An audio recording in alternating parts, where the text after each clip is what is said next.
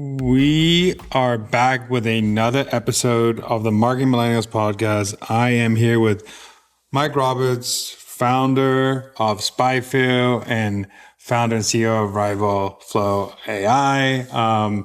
He's a good person to talk about this craziness that's happening in marketing right now, especially how people can show up in these models. And I think that's like the new wave of SEO, even though I hate when people say SEO is dead because some of the same principles still exist that you need for SEO, but we could talk more about that. But I want to go into your story. And so SpyFu basically built the see what competitors do in search category. So what did you see when you started that everybody else was missing?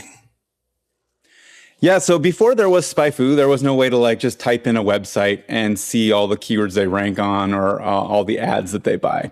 And I actually had another software company prior to SpyFu. And I was, this is a straight up bootstrap situation, man. I had $3,000 in my bank account that if I didn't make the right bets on ads, I'd have to go get another job, right? I'd have to go back and be a consultant, which I did occasionally, during my sort of startup time frame, but I didn't want to. So I wanted to be as right as I could possibly be. And I had recently learned that I was using some kind of curse of knowledge style keywords. I described my product as web data extraction, and everybody in the entire world calls that web scraping, web screen scraping. That was what my product was. And I was just kind of missing the mark because I was too much of a dork, too much of a nerd for my own technology. And so once I solved that problem, once I've made that switch, I was like, oh my God, I wonder if there's other things that I don't know that my competitors do. And so I needed to build this thing. And the only way to do it at the time was to just type in a search and see if your competitor shows up. So what I basically did was I just brute forced it, right? I just ran all of the searches and then made a reverse, reverse search, reverse phone directory, if you will, for Google. And so that was I was solving my own problem, but then I was like, well, how about I also release this for the world and made it into this rapid prototype that I called Goog Spy, and then at that time, I just released it, sent it out, and part of that release process was a press release. We got picked up, people kept coming back, and that's ultimately how the category was created. And then we launched SpyFu about a year later. And then everybody else, all the competitors that of SEMrush, et cetera, essentially were copying us for their own country or something like that. That was the origin story of SEMrush, for example. It was SpyFu, but for Russia. Oh, I actually didn't know that. Yeah. Now you know the rush, where the rush comes from. Exactly. Okay, that makes sense. I was like, why are they called SEM? Yeah, totally. Yeah, it's like a play on the Russian part. So what I want to go into what the industry was before this AI hit, and then now what's happening to the world of search, PPC, AI search. What's happening right now? So in a broad stroke, right? Google has been, their intent is to deliver, their sort of 25, 50-year mission or whatever is to organize the world's content and make it so that you can get anything that you search for or any question that you ask, they'll deliver you to that. And broadly speaking, I don't think that the long arc of their goal has changed much. What they want you to do is come to Google and rely on Google to ask it your questions and to find what you're looking to find. Over the last 10 years, let's say, lots of things have migrated from being something that you click on and go to a different website to being zero-click things. Think of the very beginning where you've got a definition of a word just sort of pops up, or what's the weather is actually literally in the auto-suggest or the search. It doesn't even show up in the search results. It actually just shows up in your in the autocomplete, right? So they're doing like zero click and zero search things. So obviously, like now you got AI overviews and like AI answering a lot of the questions, but they had knowledge graph before. So there is a huge change, but also it's helpful to understand what their overall inertia is, what's their overall direction, because then you can kind of understand where's this all going, you know? How catastrophic is it? Because it's a bit of a, you know, like we've been impacted. SpyFu in particular, we get a lot of branded traffic that like we used to rely on in terms of clicks coming to our site. That ultimately now people are asking questions about SpyFu, and they get the answer without coming to SpyFu. Fantastic, and also terrifying. And that's kind of like the main shift is that answers are getting like meaningful questions and answers specifically about your brand, which is what most people I think are like really nervous about, get answered outside the context of your brand. Which is crazy to think about, which is the zero click zero. Because that goes to the question before you can think about adding keywords and if I search this keyword, something, or if I hit a long tail versus a short tail, something will come up, which is a little bit of, it's still, I mean, it's not going, that hasn't gone away yet, but what are you seeing? Like when people ask you, okay, how should I prepare for this change? What should I be doing differently than I was doing before? What are you telling that CMO or that, SEO marketer or people who are trying to stay up with making sure they get shown in these different AI overviews or LLMs or stuff like that? So it's like this interesting merge of like where SEO becomes a bit more synergistic across all of the across your traditional like sort of branded and PR stuff, right? So that's like sort of the outbound area, right? You want to make sure that you're getting brand mentions in the areas like that are outside of your site that you can control or that you can influence, and that's kind of like, oh, I mean, if we wanted to kind of make it simplify it, it'd be like backlink outreach, but for brands. But it's more like traditional PR is probably a good choice to invest in more. But also think of that from the perspective of SEO. On site is something that we're actually pretty engaged in.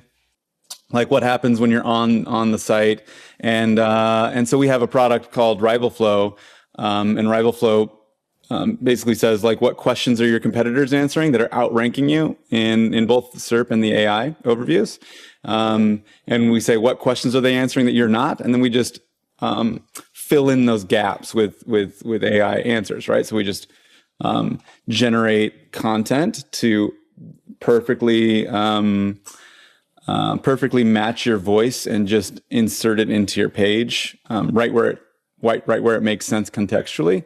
And that way you're covering all of those questions that AI is answering more effectively than your competitors. And when you say, what's the way to make it more effective? I know the tools like doing it, but what is making it like more effective to rank in an overview? Like what is the Google looking at? What is these other AI bots looking at?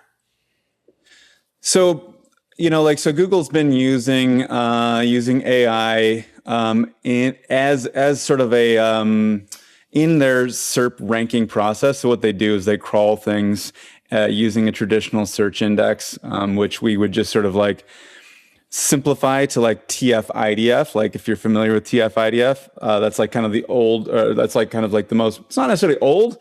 It's like the base level of how like a search index works. It looks at how frequently a term shows up in the in a document versus how frequently it shows up in all documents, right? So it's like this, when you think of like keyword stuffing and what have you, that's basically a hack for TF-IDF. And to a large extent, certain search engines still function primarily with TF-IDF like indexes. But there's like if you think of that as like the traditional document retrieval search index, that's like what Google does first. And then they may return, like, let's say the top 1,000 documents, and then they re-rank them with AI. And they've been doing that since, well, for a while, at least since BERT, right? Like we all kind of like heard about BERT 2 or whatever, and that impacting the rankings. It's likely, and so by the way, the way that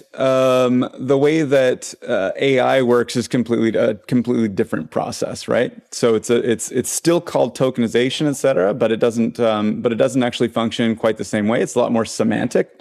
It's a lot more expensive, wildly more expensive, to store the entire internet in a vector index, but the whole world is probably going roughly in that direction. I think that most things, well, actually, I know that most things, in particular Google, is still a hybrid. So they're still doing like retrieval first, and then re-ranking things second with sort of the LLM. So the thing that you can easily impact is where you show up in that first search, and that's largely via traditional SEO, right? Then the second thing becomes quite a bit more random, because fundamentally, the way that LLMs work, including Google's, right, is there's a thing called temperature, right? And temperature controls what is randomness, essentially. Because if you think of like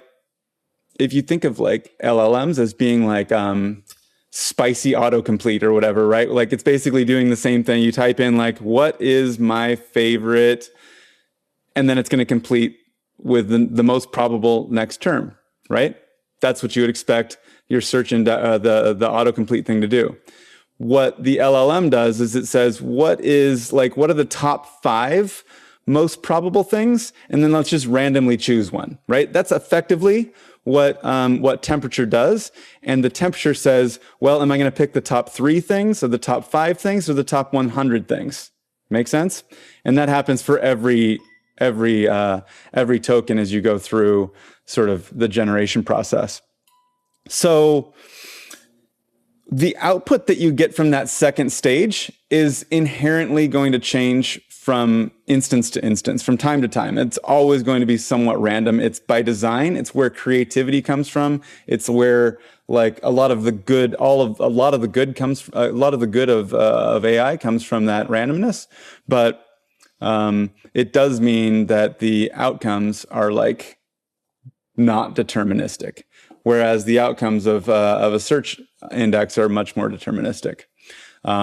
So yeah, I mean, sorry, that's a bit of a rant, a ramble or whatever, like a lot of context there, if you will. But there's definitely a lot of SEO that you can still do to impact the results. What if you told like an SEO person what to prioritize right now, and like what is like the 1 or 2 things that they should be thinking of? Like, I need to do this and this and this to make sure, okay, I'm going to get in the search results. That's cool. And then I have you don't get the perfect chance, but I get the best chance that I'm in that cool randomness part of the AI. I would personally focus on the things that you can truly control. And those things are the things that are on your site. And those things are about answering the questions that are being asked. And specifically closing the gaps between anybody that's beating you, and making sure that you're answering more questions than they are, and more directly. I think that is like there's a lot of things that are in flux, and there's going to be a lot of people that are going to tell you that what you should focus on is getting a lot of mentions in Reddit or something, right? Like this is like the type of thing that if you've been in this industry for like 20 years, there's patterns, right? And there's a bit of a hype cycle to certain things where it's not going to last. It's not going to work for a very long time. So the hacks that you hear about are that feel like they're hacks. it's not going to, by the time you hear about it, it may be too late, right? that's usually kind of like, that's it's usually kind of how like, the internet works. That's usually how the internet works. It's just like, I always say that if you go, like even like with memes and stuff, like there's like a trend where it's like it's in the deep part of like the Reddit subreddit, and then it starts getting to X, and then by the time it's on like LinkedIn and Instagram, you're like 3 weeks late to that meme trend that happened. So yeah, PSA, parents, don't use Skibbity anymore. It's totally dead. Right? Like it's there's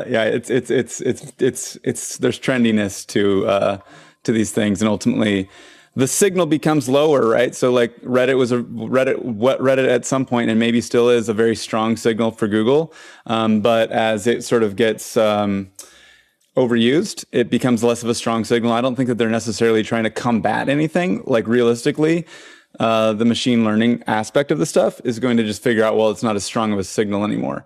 And a lot of those things will, it's an interesting challenge for them actually, to organize the information when there is quite a bit of, let's say there's actually quite a bit of like ChatGPT 3.5 content that's been generated in the world.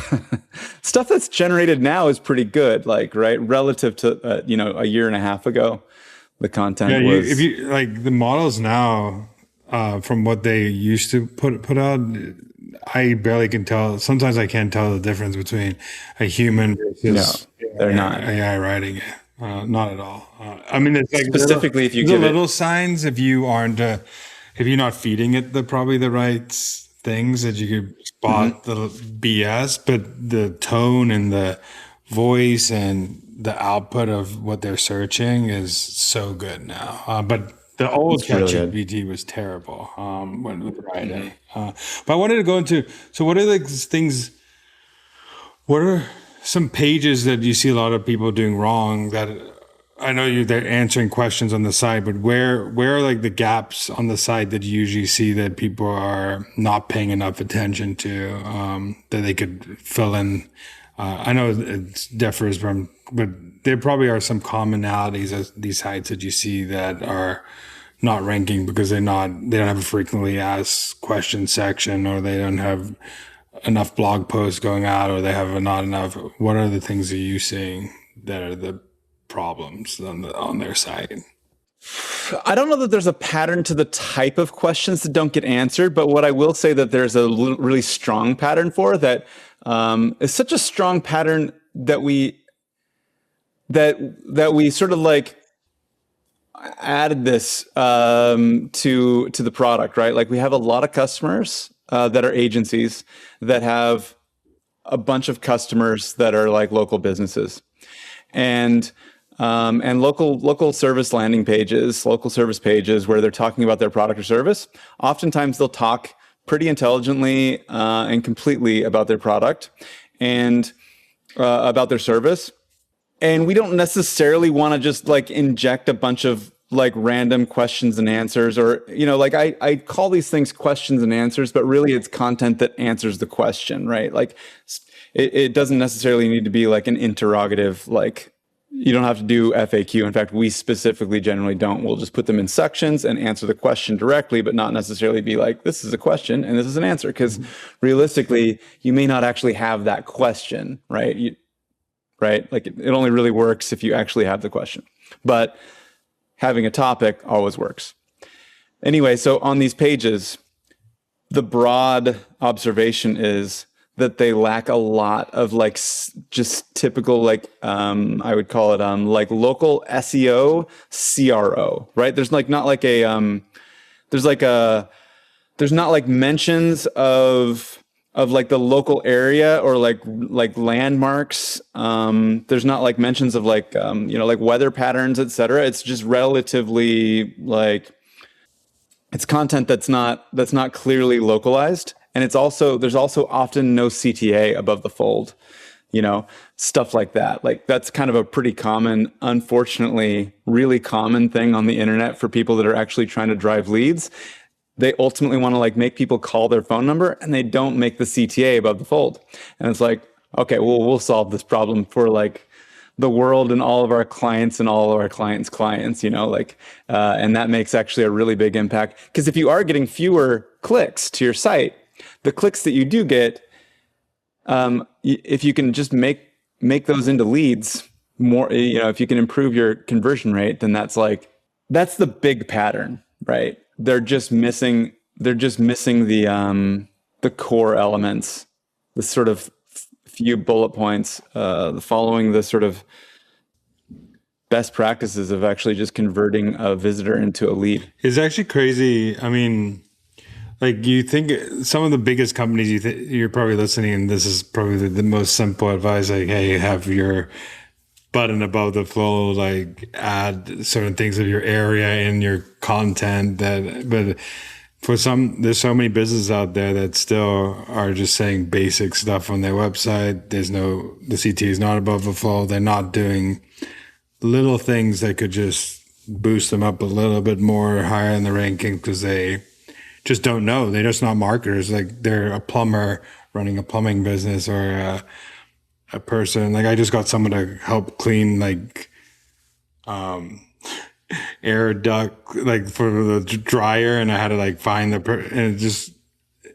I picked whoever was ranking. I went to top 5 ranking people, but I bet you I missed so many of those air duct cleaners because they didn't put enough information on their site to get me there, which is sad.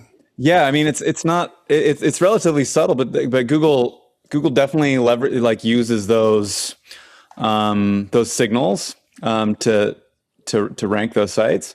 It's one of those things that doesn't exist in your typical site audit tool or whatever. Like, Screaming Frog isn't going to detect that you don't have localized terms and stuff like that. So it's something that we have in RivalFlow. It'll detect that and improve that. We'll wind up adding that into all of the SpyFu products. Could you give the little the 1 to 2 minute overview of, okay, what I should do if I use SpyFu or RivalFlow, and how it's going to improve my marketing, so people know that basic of how it's gonna help them. Sure. So actually, as it turns out, SpyFu, when you buy a SpyFu plan, you also get RivalFlow. Not all plans, not the basic plan, but the next level up includes a whole bunch of AI tools, which we're fully integrated into ChatGPT, so you can just talk to ChatGPT and it'll you can say what, help me build a marketing plan or anything you want. It'll pull in SpyFu data. The problem with, actually, this is a shirt that I'm wearing, I can see. The problem with SpyFu, with ChatGPT, is that it'll totally make up keyword data. It does a terrible job of that. So we pull that stuff into ChatGPT automatically. So I'll give you the high level of what SpyFu is and how RivalFlow differentiates and where that all fits together. So you can go to SpyFu and type in any website and see all the keywords that they rank on Google, all the ads, all the ad copy, every ad variation that they've ever run. We're absolutely the best in the world at the PPC side, and we also have the most data on the SEO side. Did I say the PPC side? SEO side, both, right? Mm-hmm. We just added 1,000 times more data, 800 times more data on the PPC side. So it's a pretty big gain. That's the most that there's ever been in the history of our company, but also that would be all companies. Nobody has ever had more PPC data. So it's a pretty cool time. In addition, we track your website and make recommendations on your how you can improve your site's rankings, and RivalFlow factors into that quite a bit. RivalFlow is going to look at your site, look at every page on your site, and say what's the most obvious opportunity for you to improve your rankings. And this product absolutely takes everything that I've ever learned about SEO and distills it into this process that never loses. It's weird, because anybody that ever tells you that I have an SEO process that always wins, is usually going to scam you for somehow, or like they don't really see the future. It's kind of like this whole Reddit thing or whatever, right? But in this case, all we're doing is improving your website. All we're doing is improving, making your page answer more questions that that customers are looking for, right? Or alternatively, in some cases, we're improving, like your sort of conversion rates. If we don't, and so what happens is that that we make the recommendations. We say, what questions are your competitors that are outranking you? What questions are they answering that you're not? Which questions are they answering more thoroughly? And then we just sort of use AI to fill in those gaps. We give you exactly what you need, the changes that you need to make to your page. And then as soon as you hit publish, we track the before and after in your Google Search Console. We pull in your Google Search Console data. So I have this Google Search Console data for like 20,000 customers. And so I can tell you like that nobody drops, and when they do drop, I go in and, because occasionally something will happen. When they do, I go in and I look at that exact page. Why did this page drop? Oftentimes it'll be because it's like 404ing now for some reason. So it's like not something we did. I did some videos where I like just completely YOLO into like random customer accounts that I pick with a random number generator and do it live, for like 2 hours straight. And we just go in and blur out their details, but show you their charts. So like, in there'll be like these ones that I land on. I'm like, oh no, what's going on here? And then I go in and I figure it out, and I do that all live. And so the reality is that this product, it just improves your ranks. It just always works. It's a very, very good tool. SpyFu is all about research and improving, and kind of like, it's not like a super clear process end to end, but RivalFlow happens to be a really clear process. But again, it's included, it's part of SpyFu, and I highly recommend it. Sorry for the pitch. It's just, it actually does. I think it's good to know because, for example, also that lead gen is like one of the best lead gens of, hey, type in your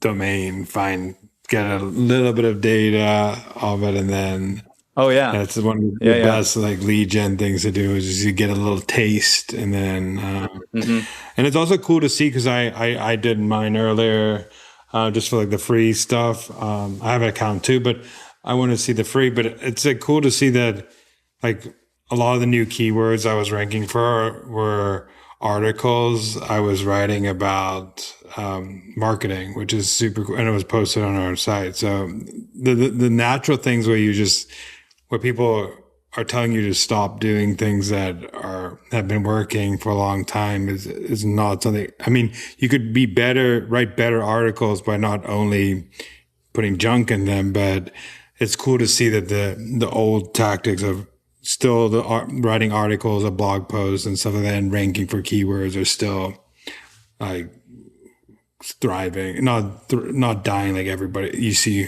have to telling you. In fact, it's an interesting thing that you bring up, because showing up on page 4 is actually more valuable now than it used to be, right? Like, it used to be that if you're on page 4, you're absolutely buried, but the AI will find that.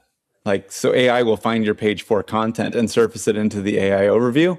And like ChatGPT will find it. It'll find kind of like more content than, and surface it up into the AI overview than. Yeah. I mean, because if you write a good piece of content that is going to help, like you said, answer a question.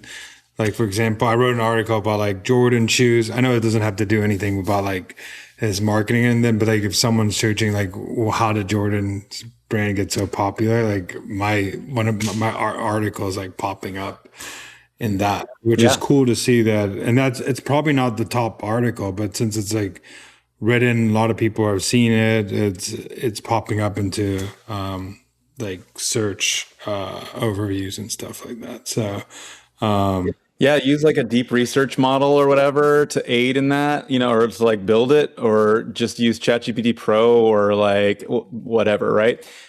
It's helping Google out, right? Because Google doesn't want to run. It can't run like super expensive, high compute processes on every single topic, right? So if you use your ChatGPT credits or whatever, right, to like do some, like make something really deep for a relatively niche topic, and you publish it, it's kind of in everyone's best interest. Yeah, actually. I love like using like ChatGPT or like Gemini or Perplexity and finding like articles that I can reference and then like tagging those articles into my paper, and it makes the article 10x better because you reference like cool stuff, and it's so much easier to find these articles that took so hard to look for. That's why I love AI, because the good articles are rising to the top, which is so much more refreshing. Where the ones before were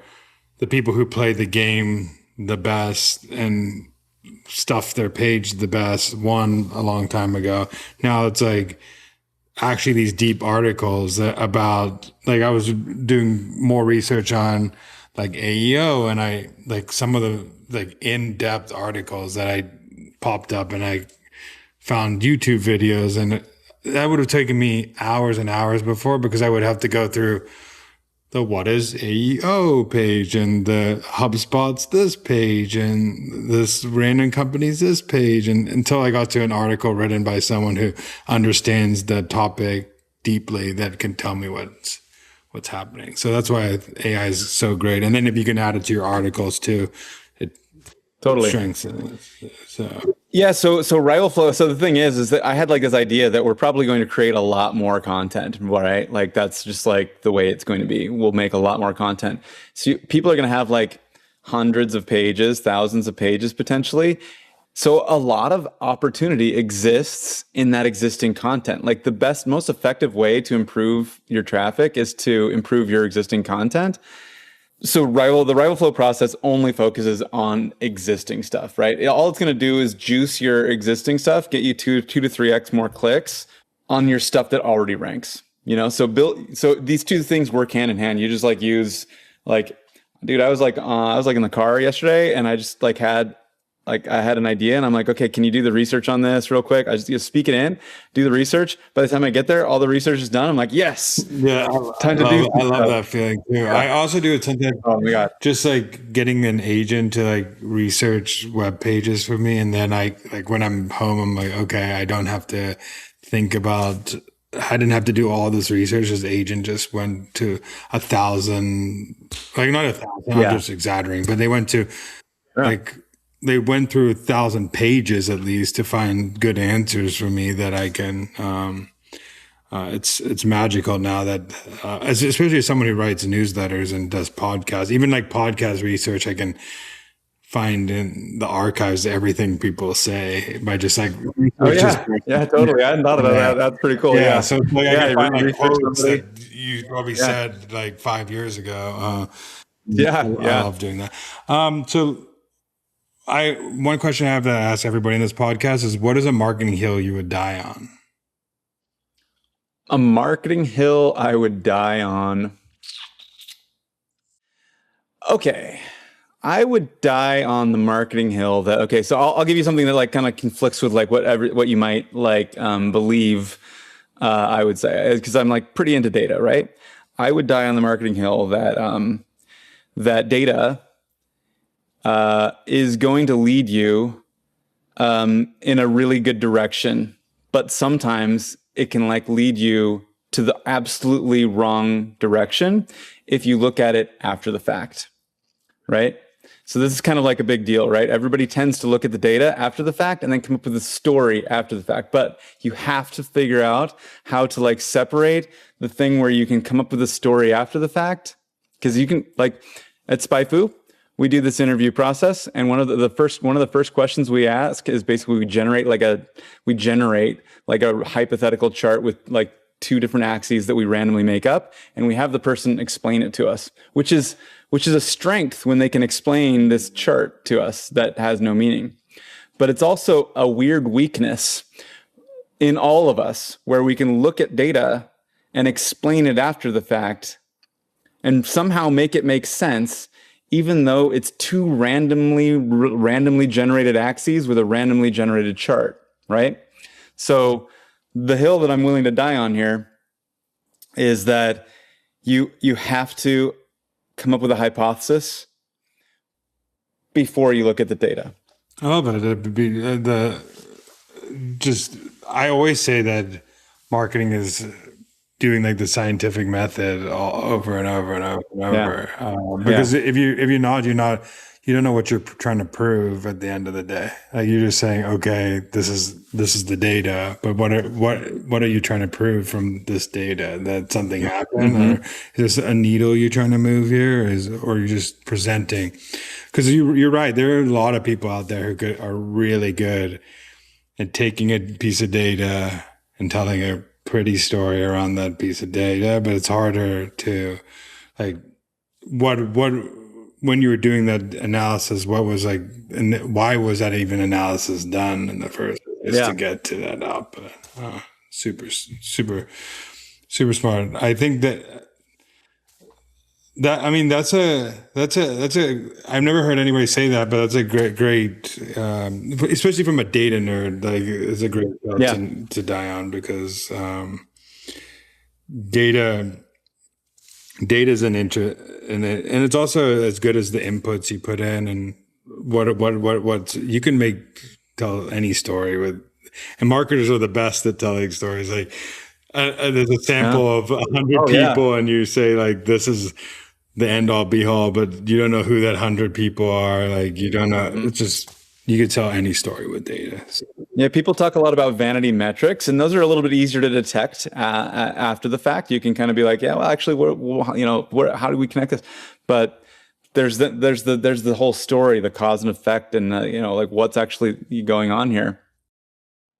It's a really tricky process that you have to be skeptical and aware of your own ability to detect patterns, right? We're all just, and frankly, AI is going to have that same exact problem. The weird thing about AI is that it does not behave like computers. We nerds spend our whole lives learning how to think, or just, I guess, basically, if you're a nerd, if you're like a developer, you're probably born thinking in like loops and if statements. But ultimately, if you think of it like you're also just like learning to think and synergize how a computer works in these sort of Boolean ways, AI does not. AI makes the same like type of mistakes we make. So if you apply AI and give it data, if you give it data and say, tell me what this data means, it'll make the same kind of like, I'll make up a fucking story about this thing. I saw something that kind of was like this. I saw someone just did like a simple test with a bunch of models that said like, I need a car wash. The car wash is 50 yards away. Should I walk or take my car? And like two models say, duh, walk. It's so close. Like, and it's like, no, the logical thing is like to get in your car because you need a car wash, even if it's 50 meters away. It's just so funny to see how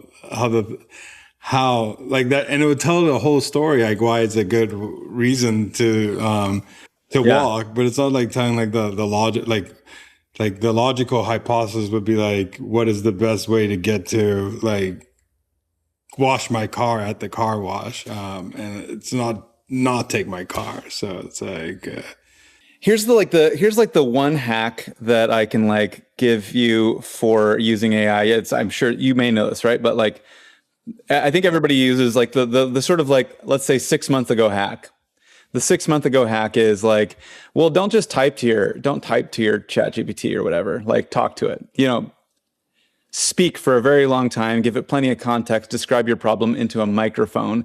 And by doing that, you'll give it more context and so on, right? Like speak to it. It works really well. Okay. Here's the like, what are we at? Like February 2026 hack that I just made up. Okay. So rather than asking ChatGPT to do something for you or whatever Claude you're using, say your whole thing, blah, blah, blah, blah, blah, blah, blah, blah, blah. And I want to make this really cool thing, yada, yada, yada, yada. And then say, and then don't say do it. Say, I don't want you to do it. I want you to give me a step-by-step process to get that done. And when it does that, then you say, okay, now do step 1 or whatever, or do the first 3 steps, something like this, right? But you get it to give you those steps. The cool thing is then you can debug those steps before anything happens, before you evaluate the output. And you can also kind of like take those steps if you like them and be like, give me a prompt that will create these steps, or give me a prompt chain that will do these steps. So that's kind of like, there you go. Oh no, I love that. I used to, like when I was doing like helping me like write deeper articles, I used to like make ChatGPT write to me like in sections so I could see like, because otherwise, because it gets in more depth if you ask it, or like Claude or whatever, to more depth if you say, okay, section 1, I want to write about this. Here's my whole thing. Could you write, find, and then instead of doing this whole article for you, like you do each sentence, then you can look through and say, okay, this is wrong, this is wrong. Because if it's wrong in the first, like you said, wrong in the first section, it's probably going to carry off that section to make the next section and the next section and the next section. So I like that. I think, so for people who are going in ChatGPT, still do what you're doing, but make sure you are QAing each step so you know how ChatGPT or any of these models got to that spot, or decided to write that whole answer. Correct. Yeah. Cool. I mean, I'll just like here's a sort of challenge point, right? Like we're all going to become 2 to 3x more efficient and more productive eventually with AI. The thing is that the challenge is, can you become 10 or 100 or 1,000 or 100,000 times more efficient? And some people, everybody's going to be 2 times more efficient. The question is, can you get to 50x? Can you get to 100x? Can you get to 100,000x? It is possible, most likely. And so that's the interesting dichotomy, is that we're all going to get better. Some of us will get 100,000 times more productive. Yeah, I mean, that's a weird. Yeah, it's actually kind of interesting because if you go back in just time, like the people who started filing things in computers versus filing it in file cabinets was like the first, like the old school manual thing, and then they went digital was like the first step of like the people who were doing the old way started being like less efficient. Now it's just like even with like rocket fuel or even more efficient, but you see these leaps over time where like the people who took the efficiency, because filing on the computer was probably like 10x more productive than and then some people gotta like go and put the file in and go look for the file after and pick up the file and couldn't search the file and like maybe lost the file because it wasn't stored, and then that person had to come in and do it. It was like those things where you like now if you take the next step and take what you're doing, because software tools helped a lot of people over time, and now like your tool helped a lot of like SEO people not have to like do guesswork and like write random articles and like actually answer questions that people were saying. But if they didn't use your tool, they would have been how many X like less productive as an SEO professional. Oh, dude, I love your example, because like you got the file cabinets and then the file system, right? So like it's like, like you went from like a back office to a digital back office, and like your whole workforce like had like got twice as effective. Meanwhile, somebody made like a search engine and organized the world documents, and then exactly. Then the next, you know what I mean? Like it's now like you can like put all your documents and AI and like find exact quotes from them, like spit out, which like if you did that with your filing system, it would take so long to find like it would take a long time to find exact or like partial quotes that you're trying to pull out for an article that you're trying to do. Like you could probably find maybe a quote, but maybe you didn't remember that quote.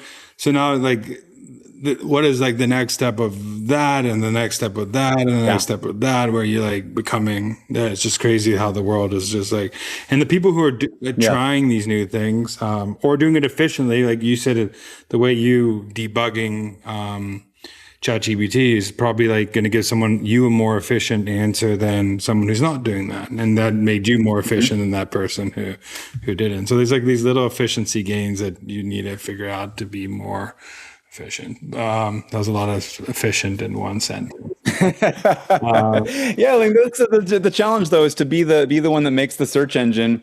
I mean, we're all going to start using digital file systems, but what you want to be, if you're the listener, is to be the one that makes Google, essentially, or something on that range, or just at least challenge yourself to think in terms of like, well, what's 1,000 times this? Like, what would I do if I had a team of 80 million people? Yeah, it's good. Yeah, I mean, it's a big team, right? Like a lot of people, a lot of it's cost constrained, but also like like it's crazy how like the talk of like everybody went from on-prem like to like off-prem, and now like to actually be like, you just to win in some of these things, you probably have to like store data that people can't find, because like you want to have some proprietary things to like, and it's just like the world works in like circles, and like if things go from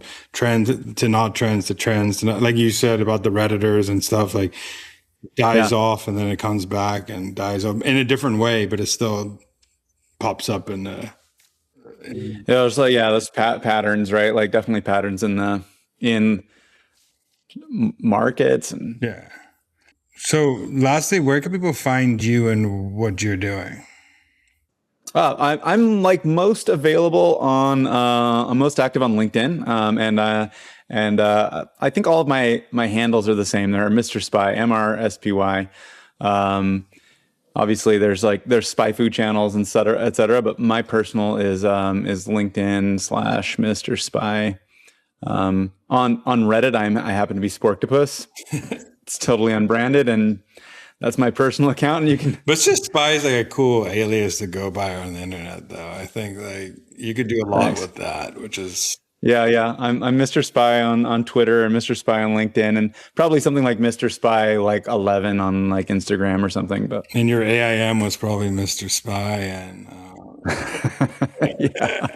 well, thank you so much for coming on, and I appreciate it. Right on, man. It was great to be here. I appreciate you. Appreciate the invite.